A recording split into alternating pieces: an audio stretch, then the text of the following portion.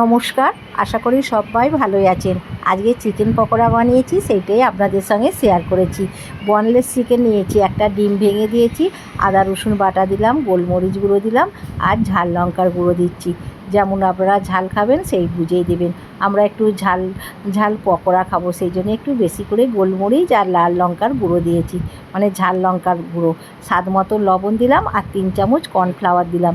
দিয়ে চিকেনটাকে ভালো করে মাখিয়ে আধ ঘন্টা চাপা দিয়ে রেখে দেবো, তাহলে চিকেনটা নরম হয়ে যাবে, খেতে কিন্তু পকোড়াগুলো খুবই টেস্ট হবে।